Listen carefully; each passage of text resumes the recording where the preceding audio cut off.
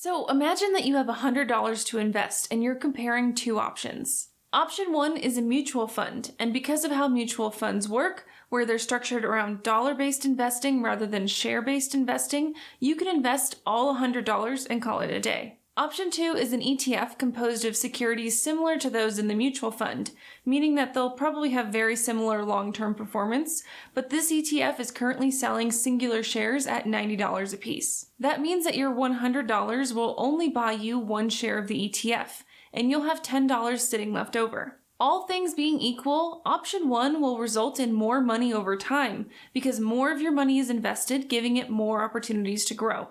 Well, what if you want the benefits of an ETF, like faster trading and lower fees, without letting some of your cash sit untouched until the next time you contribute more money? Or what if you only have $100 to invest, but you want to buy some Apple stock, which is currently trading at over $200 a share? That's where fractional share investing comes in. It's a feature offered by some brokerages that allows you to purchase fractions of a single share, which means that every single penny that you invest is working for you. This is a relatively new feature in the industry, and not every brokerage offers it in a meaningful way. Some brokerages don't offer it at all, some brokerages offer it for only certain ETFs or individual stocks, and some brokerages have built an entire business model around it. I'm going to cover some of the big names and break down what functionality they currently offer for fractional share investing so that you can decide how important this feature is to your own investment strategy and choose your preferred brokerage accordingly. If you're a regular viewer of my channel, you're probably using Charles Schwab because I've historically put out a lot of content on this brokerage. But unfortunately, fractional share investing is not an area in which Schwab performs well. The brokerage does offer what they call Schwab stock slices,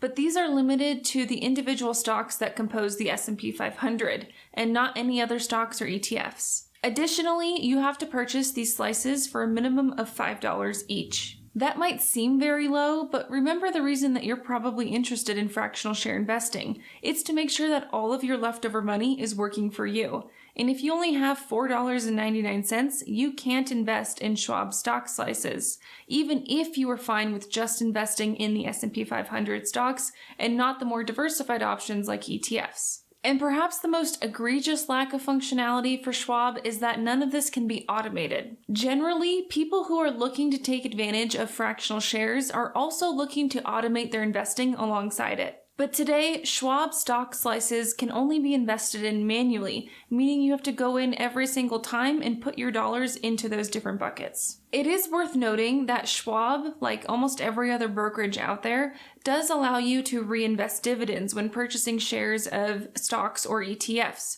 which means that the dividends that you receive from those securities every single month or quarter automatically get reinvested into that same stock or ETF to purchase shares of that security, even if that cash amount is not enough to buy a whole quantity of one share. This is essentially fractional share investing, except it's limited to your dividend payouts and not your own self-directed investing. But if you have this option turned on, as I generally recommend that you do, you will see decimal quantities on your portfolio, despite Schwab not actually offering robust fractional share functionality. On the flip side of Schwab, we have Vanguard, which offers fractional share investing, but only for Vanguard ETFs and not any individual stocks. But if you're an ETF investor, this is pretty good news because Vanguard's ETF offerings are generally considered some of the best in the industry, at least very comparable to Schwab and Fidelity's offerings. And Vanguard's fractional share minimum is just $1 compared to Schwab's $5,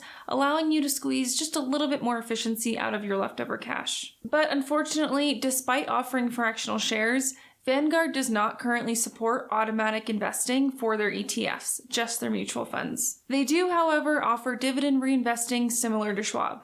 Out of the big three brokerages, Fidelity easily takes the cake when it comes to fractional share investing. Fidelity allows its investors to purchase fractional shares of more than 7,000 individual stocks and ETFs for as little as 0.001 of a single share. Even better, they also offer automatic investing, meaning that you can set up automatic contributions to your investment account for whatever dollar amount you specify that go into your predefined individual stocks or ETFs, all the way down to fractions of a share so that you have virtually no cash left over. And like Vanguard, they only have a $1 minimum on their fractional shares, offering just a little bit more efficiency than Schwab's $5 minimum. And if you want to sell part of your portfolio, it works the same way as buying, just in reverse. You just enter in the dollar amounts that you want to sell off, and it will calculate the appropriate fractional shares accordingly. Fidelity is a great option, but if you really prioritize automated, hands-off fractional share investing,